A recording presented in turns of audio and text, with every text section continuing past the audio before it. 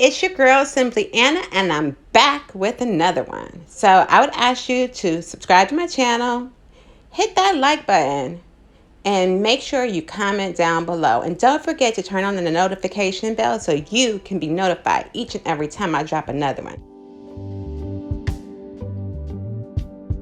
So I wanted to introduce everybody to Attorney Fanon Rucker. And I wanted you to kind of tell us a little bit about your background and what you do. All right. So good evening. Thank you for having me on. I am Fanon Rucker. So I have a couple of different titles. Some people call me the Honorable because I'm a retired judge. Some people call me attorney. Some people call me some worse names, but it's all good. I'm originally from Gary, Indiana. Graduated from Hampton University. Came to Cincinnati for law school. I've been a prosecutor. I've been a civil rights attorney. This is all before I became a judge. And then I spent 13 years as a judge, hearing all types of cases at all levels. Ran for Supreme Court about 10 years ago, and retired from the bench at 48. Like I said, after 13 years, 2.5 years ago, and joined the Cochran Firm, where I am now the managing partner of our Cincinnati office. And I do personal injury, wrongful death, civil rights cases, anything to make sure that people are justly dealt with in our system.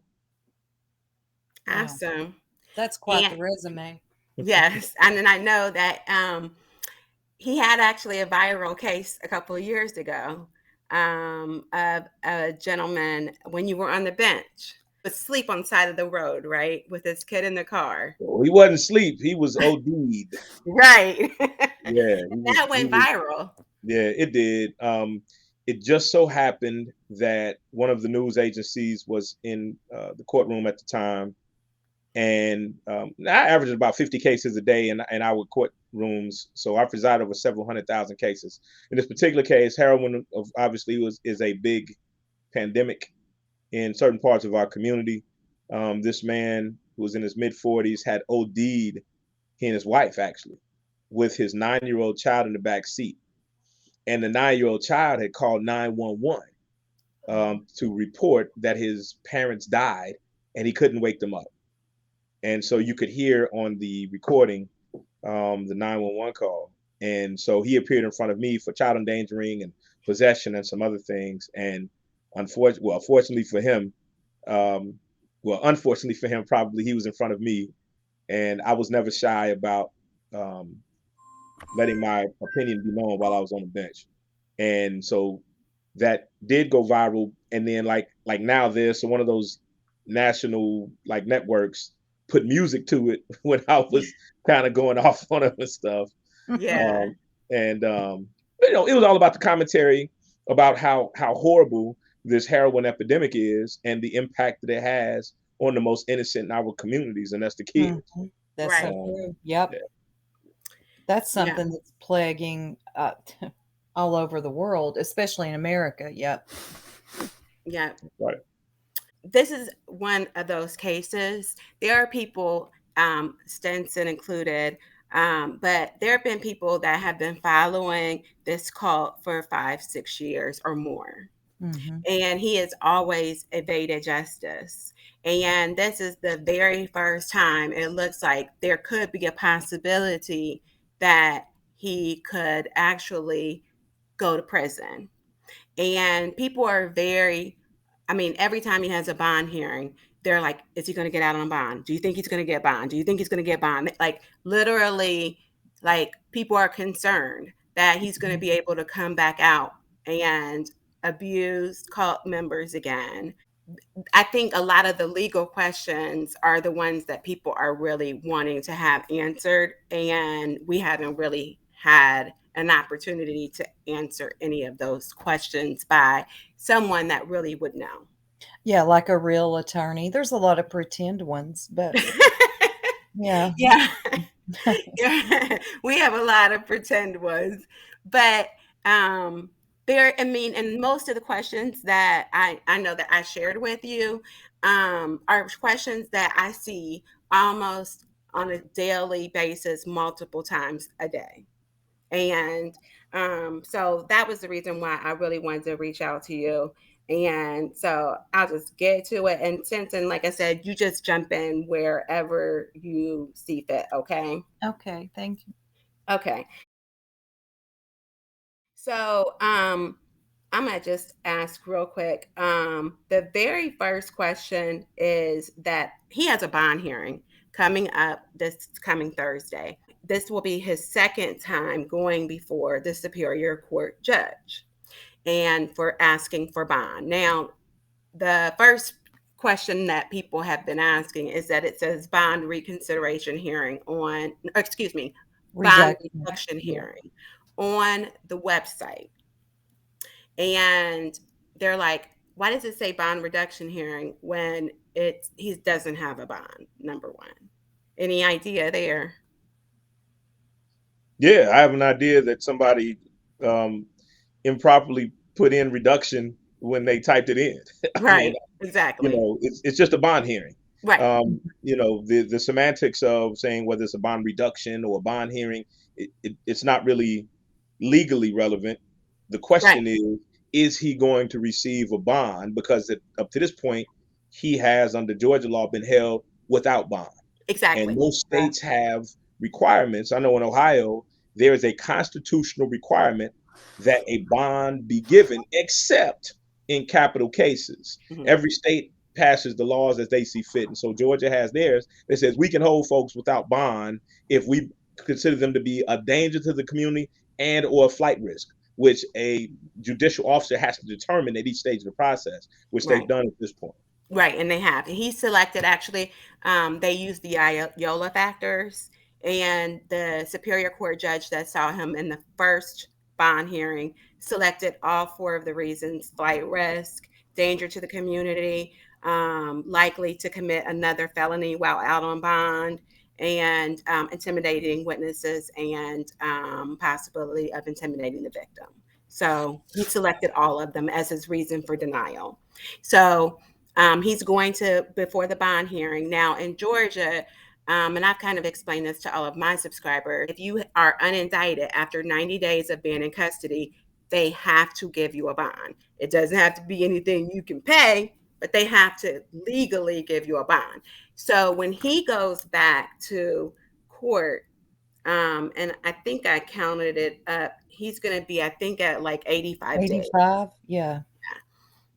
Because he got arrested on April 14th, and he'll be in court on July the 6th, and that'll be the 85th day. So he won't be at 90. What's the likelihood that he could get a bond at 85 days?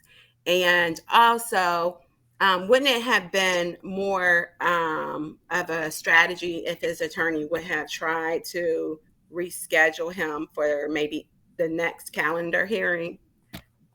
Well, I mean, what we're talking about is an issue of procedural semantics. Mm-hmm. What I mean by that, okay, so as you just stated, it's required if there's no indictment after 90 days that there has to be a bond given. Mm-hmm. But the bond doesn't have to be, quote, reasonable.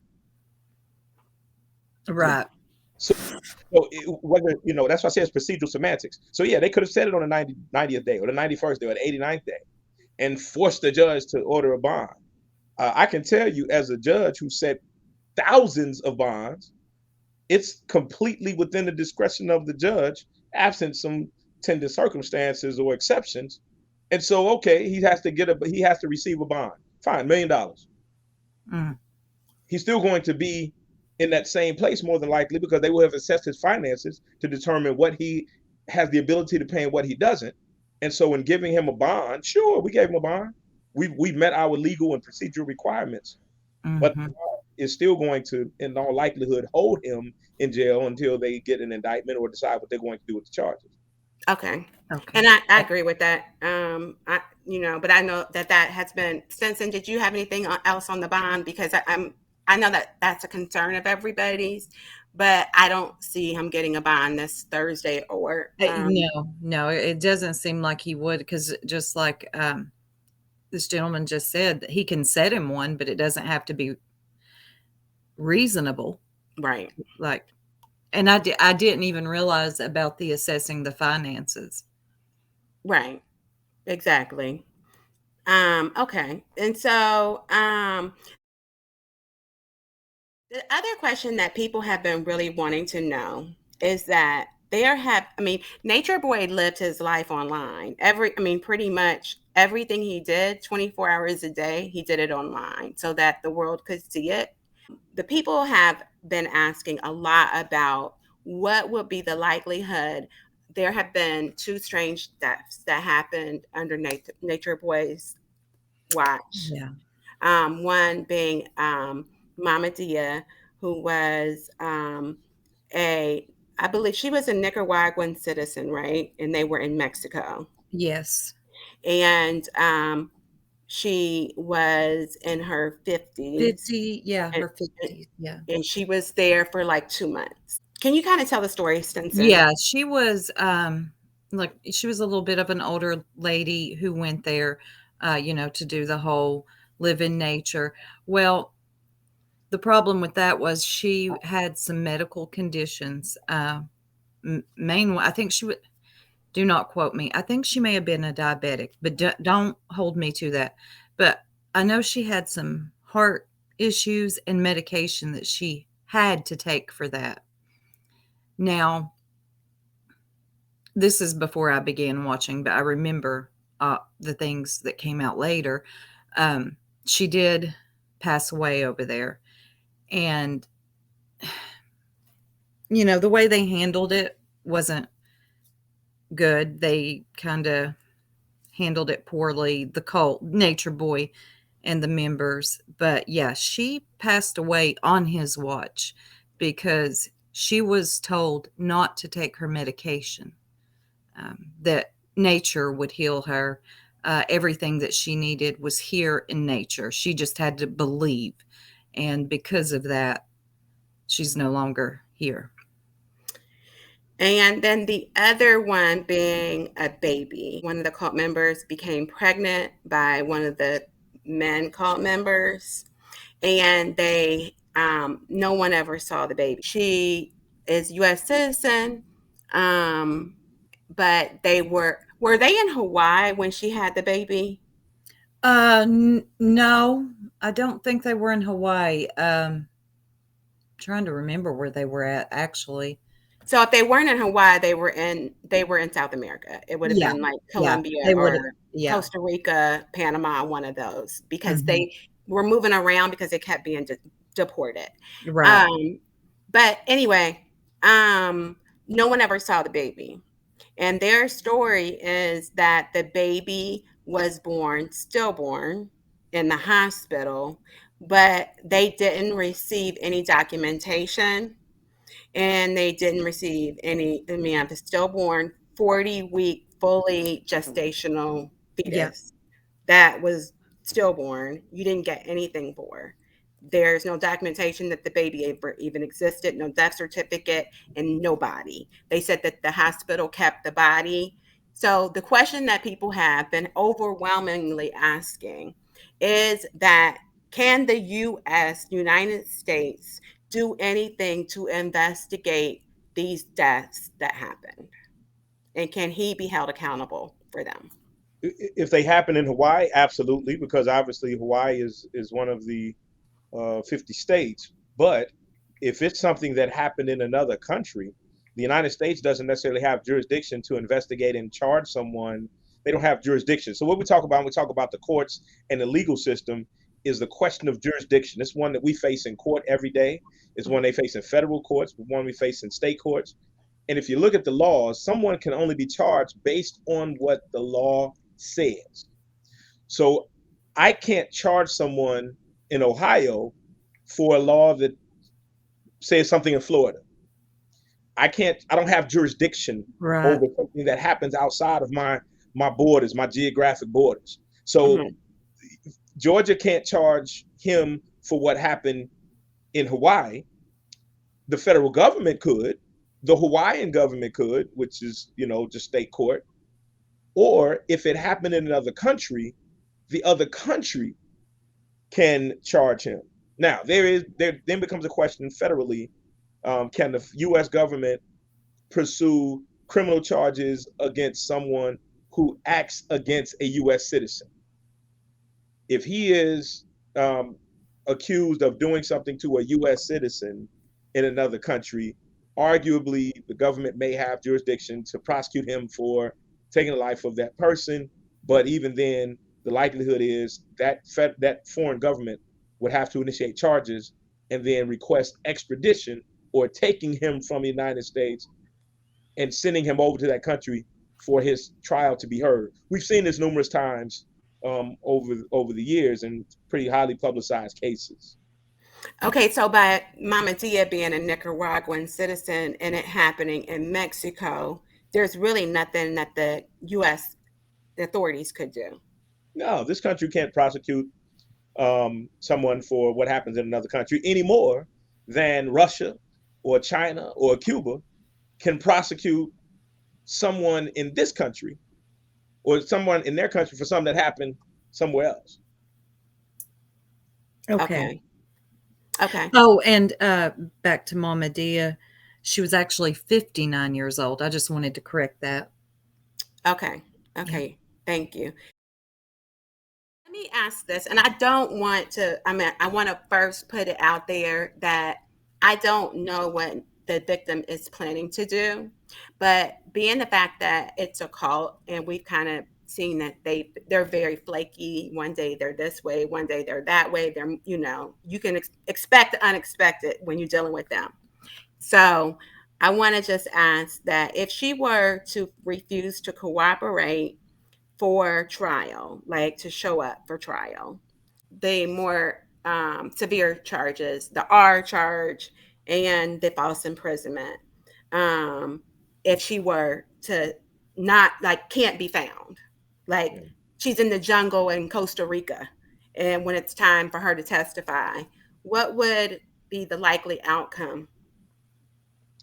Well, there are certain types of offenses that the victim's presence is extremely useful and expected in order for there to be some type of conviction. Rape, kidnapping, false imprisonment, those are all charges where the victim is needed, yeah, in order for the testimony to establish what was going on. Now, there are certain exceptions. You know, there can be prosecutions of cases where the victim is not present. I mean, there are murder charges that are convicted. People convicted on murder charges all the time, and obviously the victim is not there to testify, but there's other evidence that supports the conviction.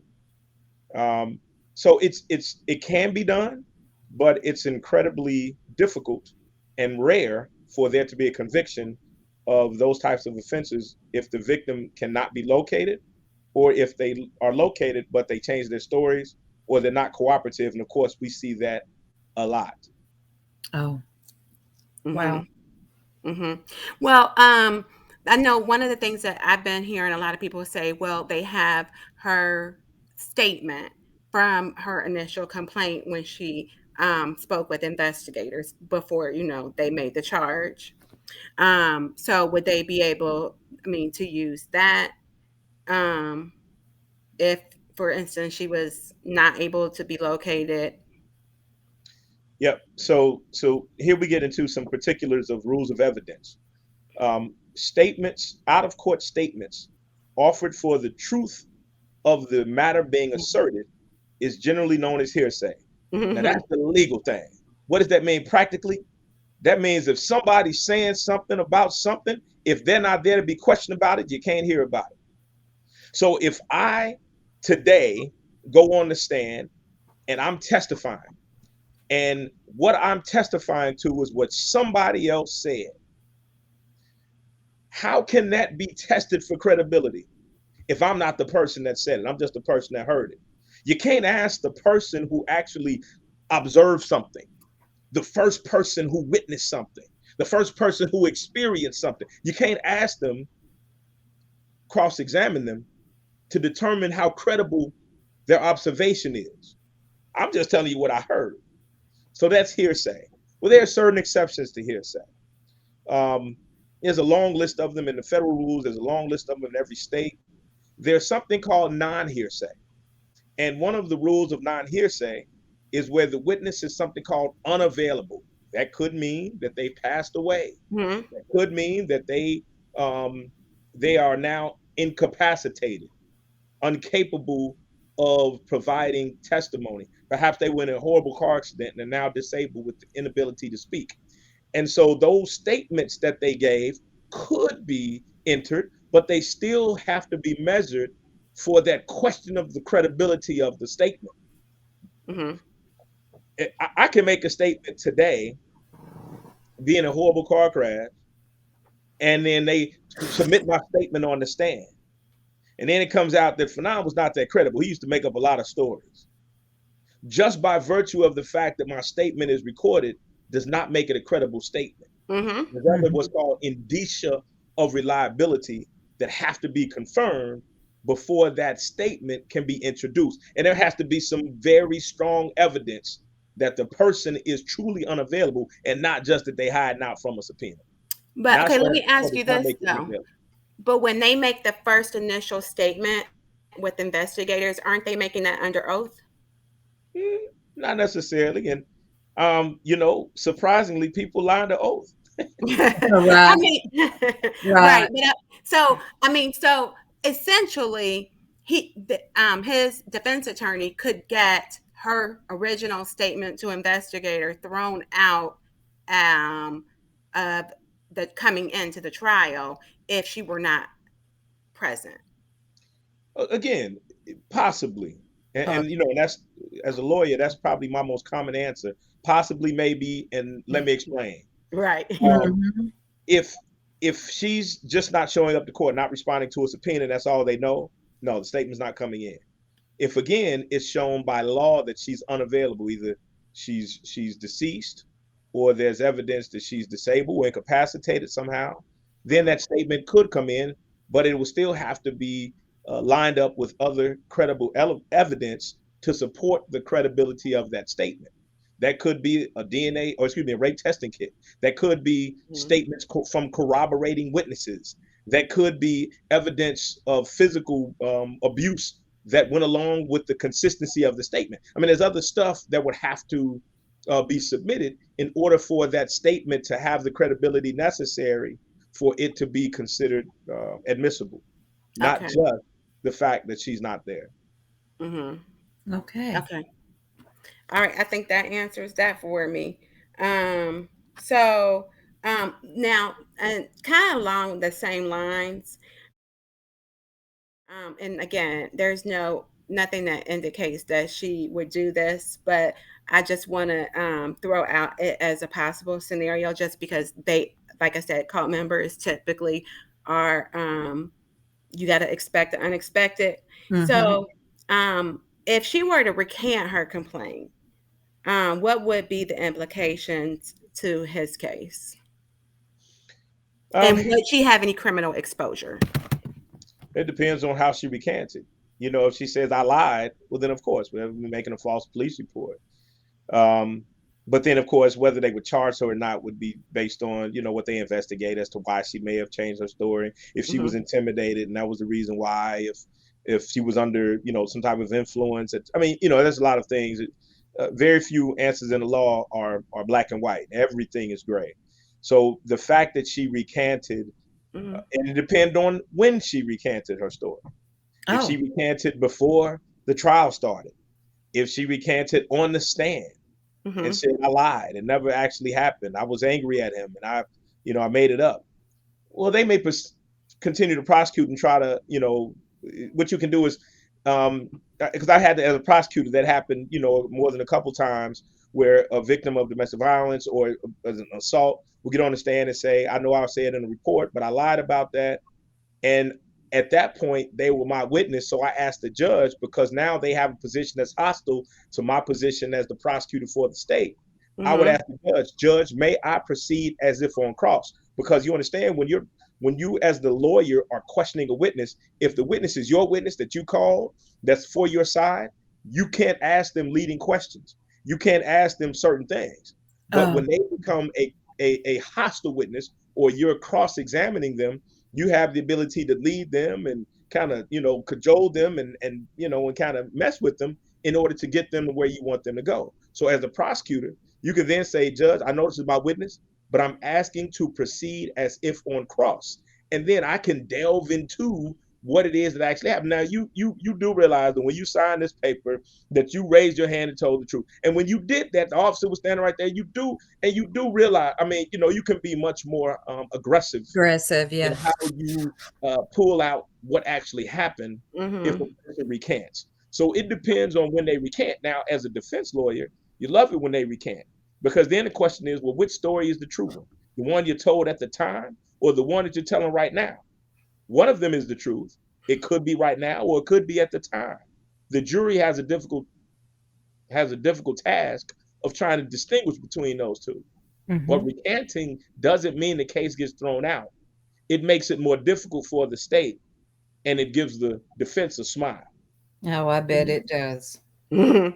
Okay, so I'm going to go right into my next question, which was my last one, and I'm going to have a caveat to it, which is a couple of days before the victim went to the police, she did a 7-hour interview with another YouTuber. And that video is no longer available. I'm sure it's still out there, but it's not where we can listen to it. But I did screen record part of what she said happened that night. Okay. And this is about 1:30. I edited it just to get right to the point of it. And I just want to play a little bit. I want to play this for you and get your opinion on it. I am cussed them out. Hold on. Go back. Right, here we go. Can you hear it? Yeah. I ain't caused no issue. I ain't cussed them out. Nothing. I just said I'm going, and I'm rolling my shit out the door at this point with my shoes off, and I'm getting to the car, and that's when they said, Baba G is calling you. God is calling you. Will you answer the call? So I go back inside. To tell him bye. And I hug him, and he says, I love you. And I said, I love you too. And that's when he started taking me into the other room. And I said, no, stop. Like, I really got to go at this point. Like, then my Uber's outside. So he takes me into the other room. And I start crying in his arms. Because I don't know, I was just emotional. Everything was just like piling up on me. The Uber done left me, so I felt like I was trapped there again. And I was like, oh my God, like I just missed the Uber. Like, and he's telling me, I'm not gonna let you go. You know, you're my bitch, you're my property. And I'm telling him, like, you're gonna have to let me go. I'm telling him, you're gonna have to let me go. He's like, you think I can't let you go? And at this point, I'm looking at him in the eyes, and me being dumb, I got manipulated back in.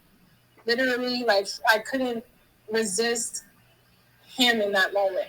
In that moment, I was really vulnerable, and he knew exactly what to say to me to help have me stay there with him.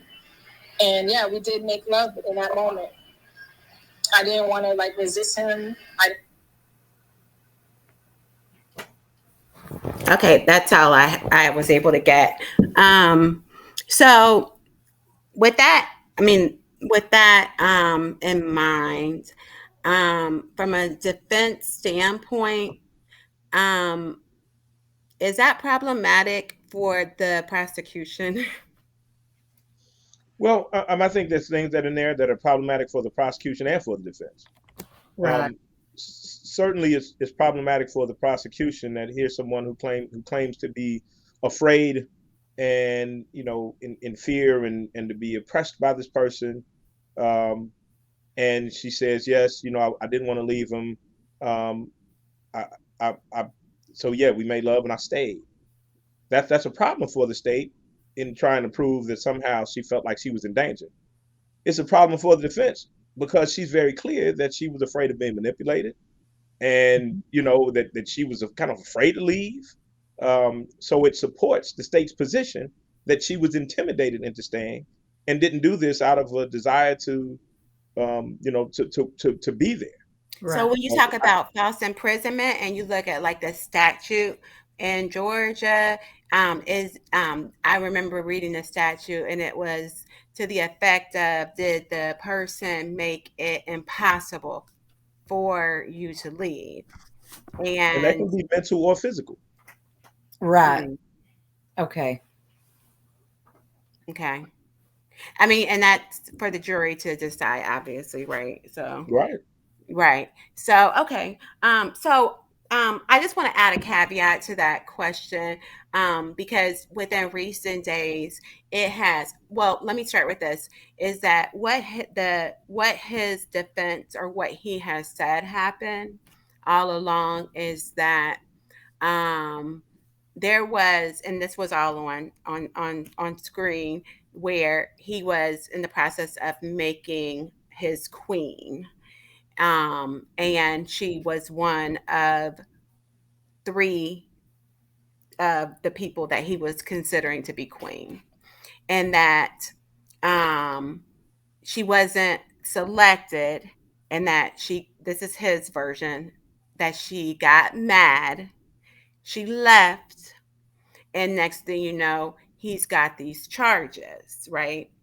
Now, what has surfaced in recent days is that she has now gone off with another cult member who had left after he was arrested. So I'm wondering how that, from a defense standpoint, does that bolster his argument of she didn't get what she wanted, and so she left, and now I have these charges because he says he didn't do this, right? And now she's with another cult member who is going to give her what she wanted, which was to be like a queen. And the cult member, let me add, is now an ex. He says he's not a part of the cult anymore. Mm-hmm. I mean, it's the unfortunate thing for defense is that there's corroboration in what she said as far as the physical abuse and the consistency of other people experiencing the same things that are coming forward. Mm-hmm. So, yeah, this individual's story about, why she left and, and now her getting with another cult member, does that hurt the defense? No, it doesn't particularly help them either because of the other evidence that we have. None of these things can be viewed in a box.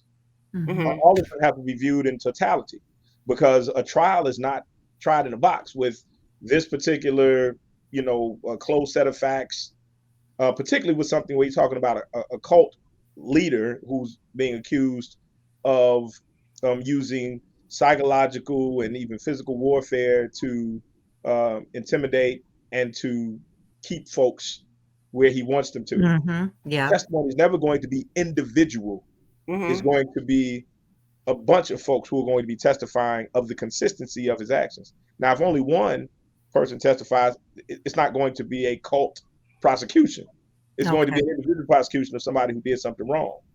But they're saying that he was, doing this in a widespread way and was really oppressing numerous individuals, which means there's testimony corroborating from other sources and from other people, including ex-cult members. And that's detrimental to the defense.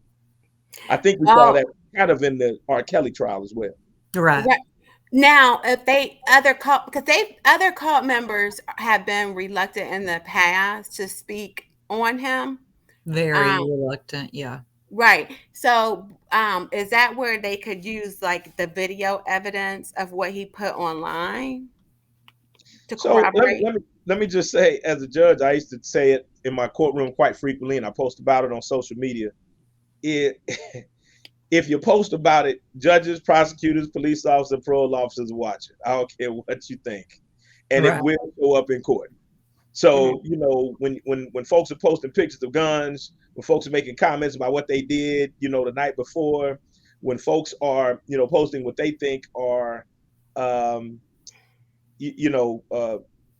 can I say it, self-promoting activities. Like what he was doing for the 100,000 or 10,000, 25,000 people that were watching him every day on Instagram and on social media, other social media, he was providing as much evidence as the state wants to use against him. Okay. Good to Okay. know.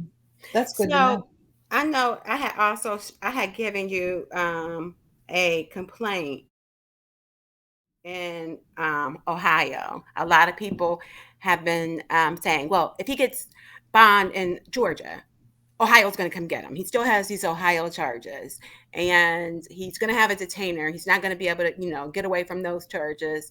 And so I just wanted to first get a clear understanding of like what exactly he is charged with and what those charges actually mean as far as a detainer, and if Ohio would go get him for that charge. So first of all, if I saw correctly, I saw a single count of domestic violence in Ohio.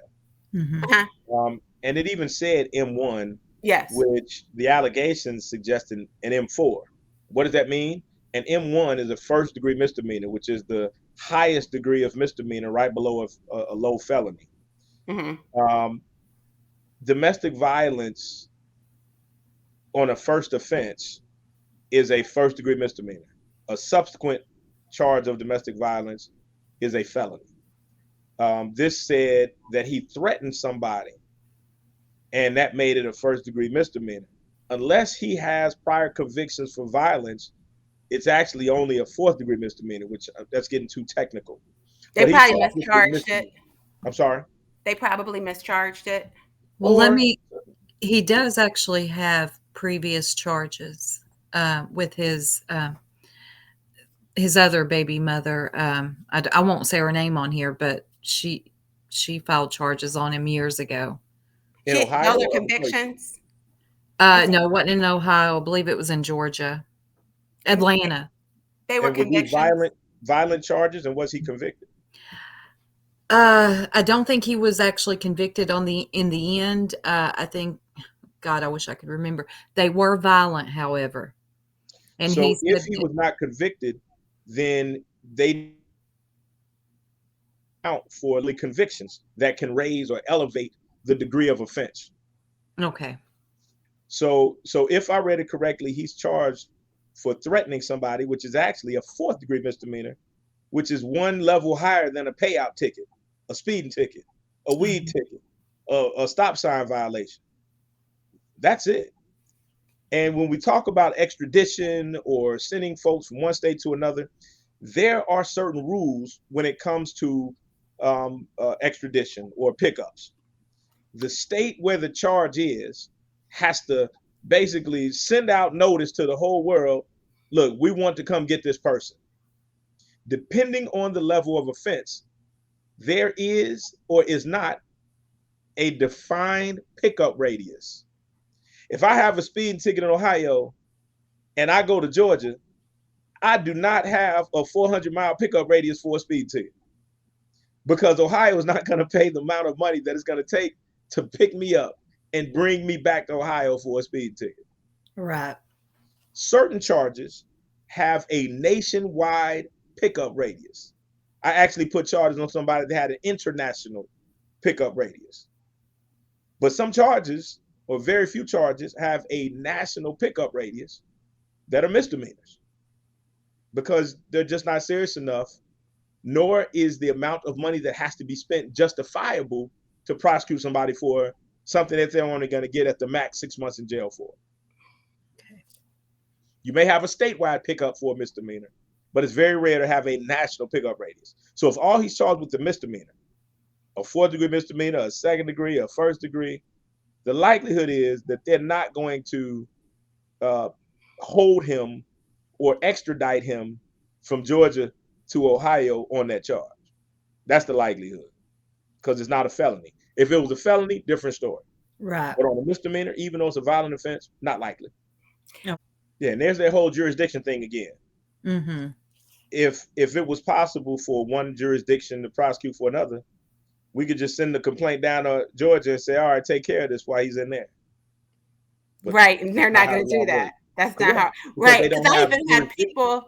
people asking if Georgia can investigate what happened over in Costa Rica and Mexico. I'm like, no, they don't do that. Mm-mm. Correct.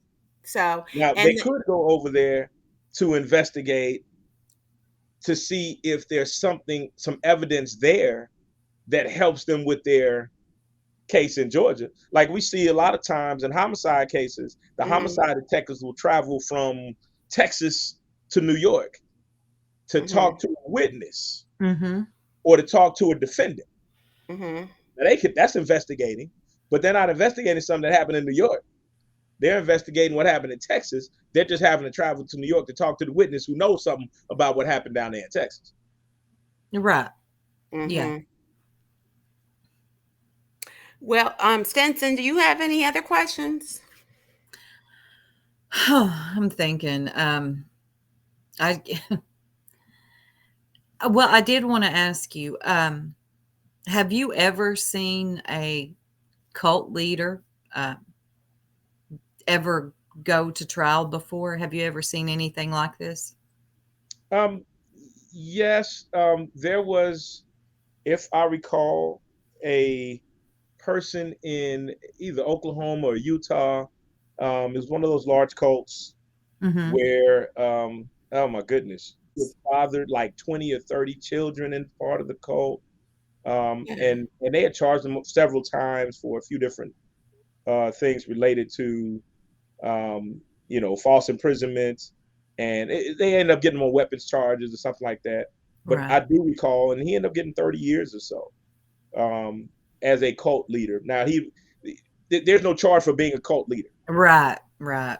The charges are always lateral to somebody exercising their authority as a leader of the cult. Gotcha. Okay. Because it's not illegal, Right. to Yeah. claim that you're some type of savior Right. and get people to follow you. It's illegal to have them molest their children. Yeah. It's Like illegal. Warren Jeffs, they couldn't get Exactly. him. Yeah, exactly. Warren Jeff. That's what I was talking Yeah. about. Right. Yeah, exactly. They couldn't get him on saying that he was the prophet.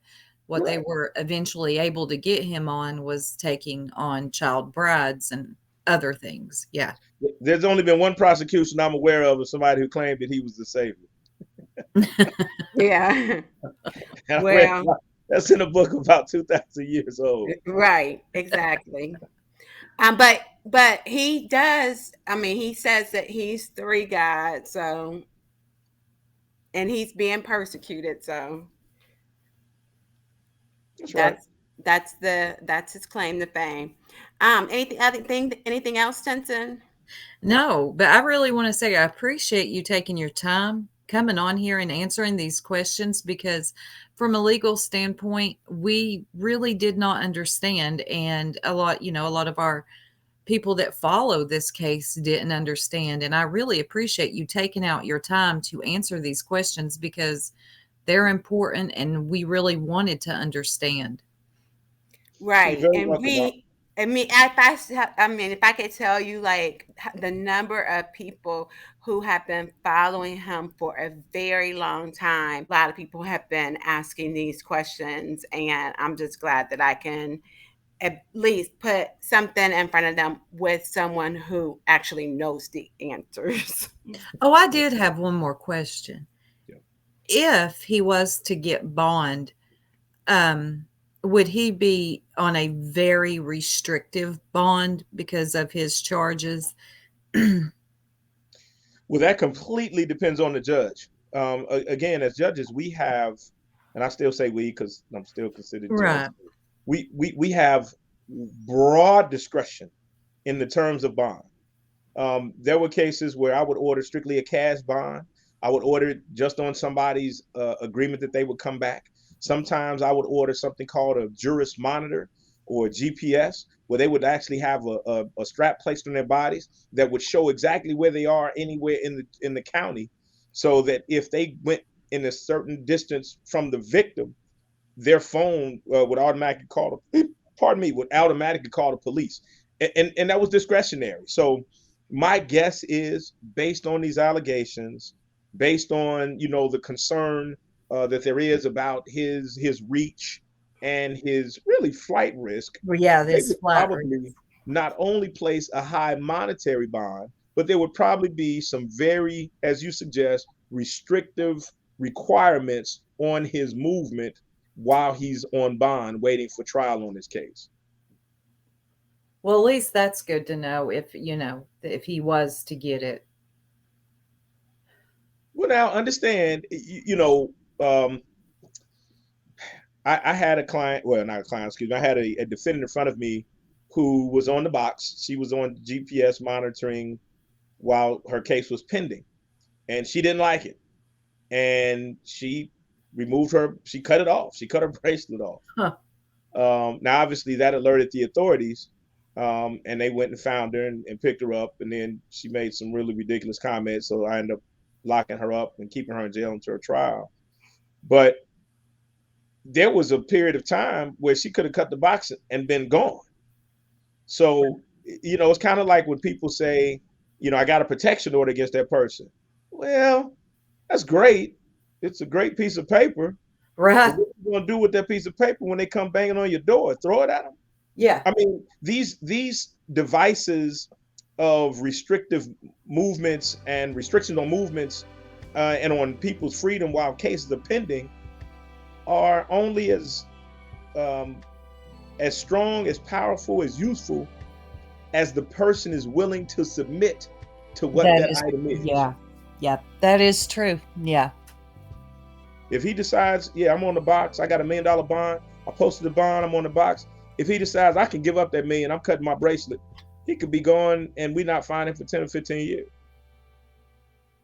Wow. Unless there's somebody posted outside his house 24 hours, which I don't see them expending those type of resources if he has to post a bond. Because the idea of posting a high bond is that somebody is not willing to give up that money and they're going to show back up because they can't afford to forfeit that amount. And that's why in very serious cases, there's a very high bond, because the lower the bond, if I'm out on murder and I've killed a few people, that's the allegation, you give me a $10,000 bond, you know what? It's worth it to give that $10,000 to be gone and people not find me or to be able to be prosecuted.